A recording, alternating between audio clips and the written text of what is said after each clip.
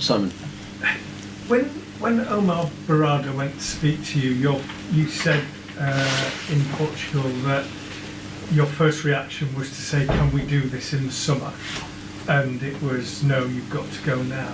But when you said that, was what is happening now at the back of your mind and how difficult it would be? There's no point to talk about that, to think about that. I'm here. I have to focus on the job.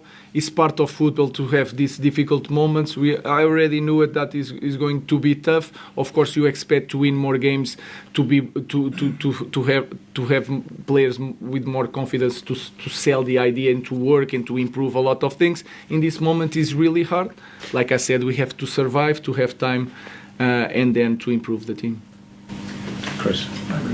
You talked before very openly about how big clubs have to win. You don't have endless time. It's a ruthless business. We've seen that at Man United with Dan Ashworth. We've seen it at your old club Sporting. We just sacked the man who took your place. I mean, obviously it's absurd at the moment to be talking about your future any kind of downfall, but are you comfortable that you have the time and the space to do the job that you need to do? The coach, the manager of Manchester United cannot be never, no matter what, comfortable. And I know the business that I'm in. So I know that if we don't win, regardless if they pay the buyout or not, I know that every manager is in danger, and I like that. I like that because that is our job. So I understand the question, and you can say that I'm here in month. I had four trainings, but we are not winning. So I have that. That is a reality, and I'm quite comfortable with that. Because you're going to be without your captain suspended, could you have Harry Maguire as your captain? Because he's been skipper before of the club. Would you consider having him as captain? You will have to wait until the game. You will see the captain. What do you think of Harry now he's come back and playing for you? Because he's had a rough sort of couple of years. Have you been impressed with he works really well. He's focused on the job, not what people said. He has no excuses, even if he had some tough moments. So I think in that department he's an example. So he's there to play, to help the team. He's trying to do that. Good evening, Ruben. You mentioned the goalkeeper in the Tottenham game and this game. Do you think that referees need to make sure that they're protecting the players, or do you want your players to be stronger? I don't want after a defeat. I don't want to talk about that, but you can see it that every corner nowadays is an opportunity. So sometimes you forget the small guys and the talented guys. You put 11 guys, 2 corners or two free kicks if you can do everything inside the box. So, but that is the rules, and we have to not to cry about it, but do the same thing. So we have to focus on doing the same thing to the opponent. So that is my goal at the moment. You need some bigger players. No, what I'm saying is that if set pieces is becoming so important, you can do everything. So we have to learn it, and I have to do it the same thing, even with the small guys. We just have to copy and do the same thing, and not trying to change the rules. Just use the rules to score also goals in set pieces. Simon. Newcastle up next. What kind of challenge are you expecting from them? They're a side in good form, and obviously the struggles you had against Bournemouth, you felt the atmosphere in the stadium. Yeah, we have to fight against everything, because our supporters are always there, but they are tired of this moment.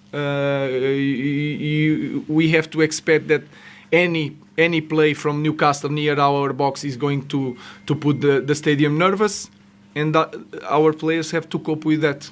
So it's a very strong team, very fast, with a lot of pace, with a lot of time working with the same coach, and we want to be competitive and try to win the game, that's all. Last question, Andy. What do you want from the fans against Newcastle? Nothing.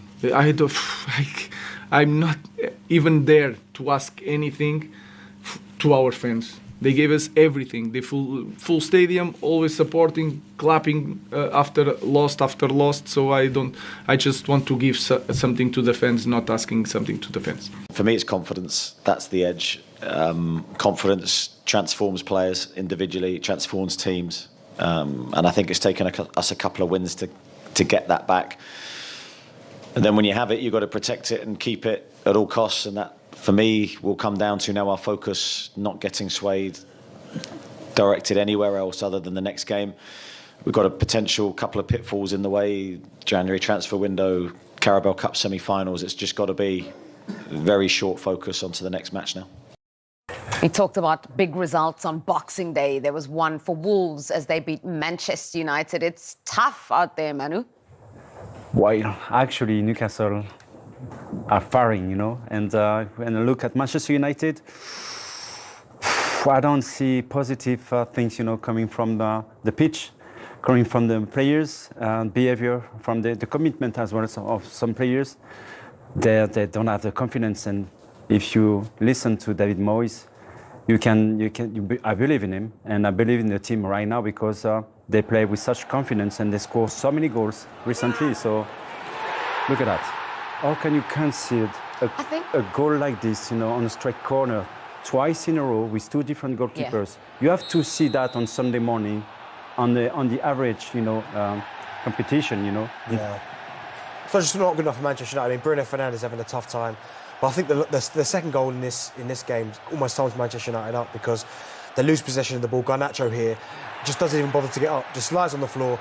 Wolves break away, and I mean 2v1 in that situation there. I mean it's fantastic play from Cunha, who hasn't let his standards drop. He's been brilliant, and then Hwang puts it in the goal. But for Wolves, it's a massive result. But for Ruben Amorim, he must be thinking to himself, how big is this job? Because we knew it was bad before he got there. Yeah. But the fact that we've not seen any improvement yet, the players are not kind of buying into what he wants to do, he must be thinking, what have I got to do to change it? Like, I almost feel like every player that he puts out there is on trial. There's been a few that have done really well. Amad Diallo, he's been fantastic since he got in. So you put a tick next to his name.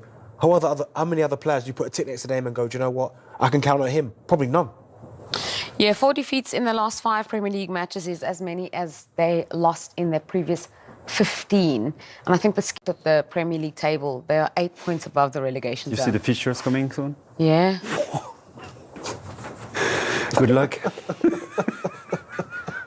It's a tougher job for Ruben Amorim, as we mentioned. He's making all the wrong kinds of records, breaking all the wrong kinds of records for Manchester United. What can he do?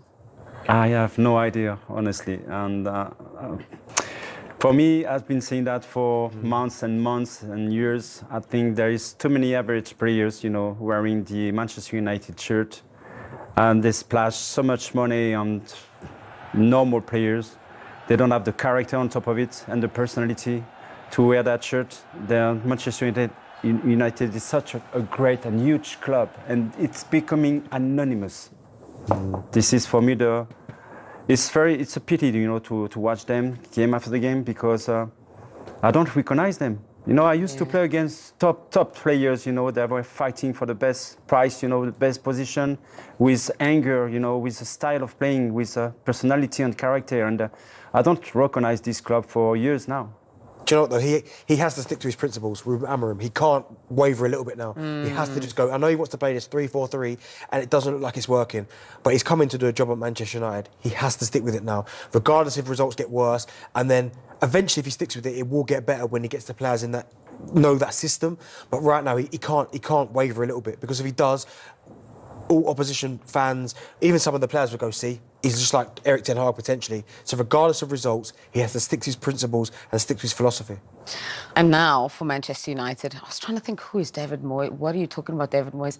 Eddie Howe's Newcastle. Oh, Eddie Howe. Wait, what? Did I say David Moyes? Yes. I'm sorry about that. I was trying to, is David Moyes coming back? What's going on? What are you trying to tell us? We've been here together for what? Yeah. You confuse me. Anyway, Eddie Howe's Newcastle are absolutely flying at the moment. Yes. Like you said, 11 goals in their last 3 Premier League, none. I know. That's why it's not a good news for Manchester United.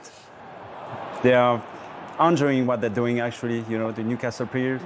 And they score so many goals and they create so many chances. They play with big character and personality all together, and the same direction as well, so which is very difficult, you know, as a team. And at the moment, you know, it's probably one of the most dangerous teams, you know, in the Premier League. Yeah, because they're also solid defensively. Yes. They're really solid defensively as well, and they've got players at the top end of the pitch like Alexander Isak. I'm sure he's going to be on a lot of players' stop in this, although he probably won't go anywhere. I mean, they were brilliant, Newcastle. They're playing really well. They're scoring goals. At St James's Park, that place is a fortress. Yeah. Tough place to go. It's loud in there. It's a difficult place to go. And Eddie Howe's did a really, really good job because there were murmurings, certainly early on in the season, where he was under pressure. The fact that they've come out of that and they're playing really well, they're having a really good season, Newcastle. Okay, we talked about superstitions earlier on and numbers and stats and history.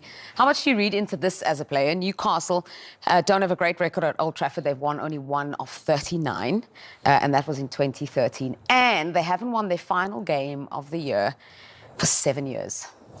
Well, they have to change it, aren't they, at some point? That has to change at some point because I think the way that they're playing at the minute, I think Eddie Howe would look at that game against Manchester United and go, if we don't go there and win, that is a massive slap in the face for how good they've been of late and how bad Manchester United have been. They've got to go there. Look at what Bournemouth did to Manchester United when they went there. They've got to look at that result and go, we're better than Bournemouth. We have to go there and win. However you can do it, you have to. So they have to put that stat to bed. They have to. So At home to Newcastle on the 30th. Do you think, looking from the outside at Sporting Lisbon, he saw a challenge, and now from the inside, he thinks that challenge is a lot bigger than perhaps he perceived from the outside? Yeah, definitely. I think the only saving grace is they've got a really good manager there. And he's a brilliant communicator, but it's going to be a lot harder than I think he thought. I think he would have gone home, and he wouldn't have said this probably to us, but I think he would have said to his Portuguese staff when they were having a glass of wine back after the Ipswich game, this is going to be a lot harder. You know, because everybody give you a game. Look, Ipswich, they give you a game like that. Wolves give you a game like that, and then all of a sudden the top team. So they're going to have to give him time, as Mo said. He's a great manager, but I think personnel-wise, they don't have what he needs at the moment. And do you think there's going to be a lot of painful days like today, given the fact that essentially is going to be the group of players we think until May? Yeah, I mean, 3-0 at home to Bournemouth, 2-0 away to, being beat 5-0 on aggregate and against Five defeats in Wolves 22 and days. Bournemouth. I mean, it can't get much more painful for Manchester United fans, can it? So, yeah, there could be more painful days ahead. And what Manchester United fans need to see is progress. Getting beat is one thing, but getting beat like that is that's not progress. You can't have a wasted game. Even if you get beat, You've got to learn something. you've got to learn something. There can never be a wasted game. And Bournemouth and Wolves, the last 2 games, I don't think he will have learned anything apart from, I've got a moderate bunch of players at the moment. That's it.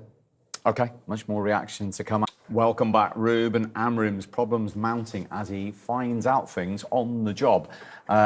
We talked about, you said they're not bad defensively. They are the 5th, I'm going to say this, I can't believe I'm saying it about Manchester United. They are the 5th lowest goal scorers in the Premier League. I mean, how on earth, in the short term, do you fix something like that with this group of players? And I say they're not so bad at the back, but I mean, they play to defend. It's not like they commit. Conceded 5 goals in 2 league games. But they don't commit everybody forward. I'm looking at the Manchester United team half the time there, and they've got 3 players marking 1 at the back. You never see a Liverpool team, let's say, doing that. They would all, man for man, if we've got spare men, let's push them into attacking areas and let's go. Is that because the manager trusts the players in those positions? Absolutely, yeah, and that's probably what he's working towards. But at the moment, even if they weren't conceding many goals, I wouldn't be getting carried away because the team isn't functioning. They're absolutely awful going forward. I mean, I can't think of a chance that they had there today. Højlund, I feel so sorry for the lad in that first half. As I mentioned at half-time, 6 passes he received, 4 of them from defenders. So in other words, 4 of them probably hopeful longish passes, and two passes in the first half from a player that you would want to receive a pass off. I mean, and he's supposed to do something with that. And I can't judge him as a player. I don't know whether he's good or bad. And that's the most damning thing you can say, because after watching him for a year, I just feel as if he's playing in possibly the hardest position in the Premier League to play at the moment. Centre forward for Manchester United, I never thought I'd be saying that. No. Centre forward for Manchester United used to be the dream for every centre forward in the world, scoring dozens and dozens of goals, and now it's a poison chalice, and I never thought I'd be saying that. No, he didn't have a touch in the Wolves box today. In the short term, Newcastle, Liverpool and then Arsenal in the Cup. Yikes. I mean, every game's out at the moment. They get even harder there. I mean, Newcastle, Liverpool. Yeah, they just got to come together and find something. There's not anything kind of together, really. They need something. I know it's tough right now. They got to hang in there and try and find some form of unit that can go out and win games. Forget the shape and formation, all this. Find a way to get a result and build some confidence and go from there. But fixtures are tough, that's for sure. Yeah. We have a couple of minutes left, so you want me to start with Manu? All right, so there you go. Leicester versus Man City. City won. I would say because I'm probably I believe that things gonna stop. I'm going to go, City to win 2-0. Palace Southampton. Oh, my goodness. Palace. 2-1 Palace. I would say 3-1. 3-1 who? 3-1 who? He said Palace. Okay. You was trying to influence your prediction as well. Yeah. Everton Forest. Forest. I think they are flying at the moment, and I will probably bet for a draw here. I'm going to go 1-0 Everton. Goodison Park, tough place to go. Yeah, Everton 1-0. Okay, Fulham Bournemouth. Great game, that. 2-2. Fulham. I think what they did against Chelsea brought a lot of confidence back, you know. Scoreline for us? I would say 2-1. Spurs Wolves. Ooh, nice one. I will say Spurs, yeah. Yeah, 1-0. I'm going to 3-2 Wolves. Oh, Yeah. okay. Yeah. What about West Ham Liverpool? Oh, my goodness. 5-1 Liverpool. 5-1? Yeah. Salah hat-trick. Heard it here first. Scoreline for us? I split between a draw and a Liverpool victory. Okay, what about Fulham Villa Brighton? Villa Brighton. Villa, because they lost against Newcastle, so yeah, Villa at home. Scoreline for us? We'll say 2-0. 2-0 Villa. Exact same, yeah. Ipswich Chelsea. Oh, no. My heart says 1-0 Ipswich, but No, my come on. head's telling me You can say I'm that. going 2-1 Chelsea. Manu? No, I would say 3-0 Chelsea. Man United Newcastle. I would say Newcastle. Yeah, 2-1. 3-1 Newcastle. New Year's Day Brentford Arsenal. 2-0 Arsenal. Yeah, same. Okay, well, they agree at least on that. They haven't agreed on much tonight. But we're looking forward to seeing those predictions. If your earlier prediction was anything to go by, we'll come back with the scores after New Year's Day and see how well you did. Well, that was the final Team Talks.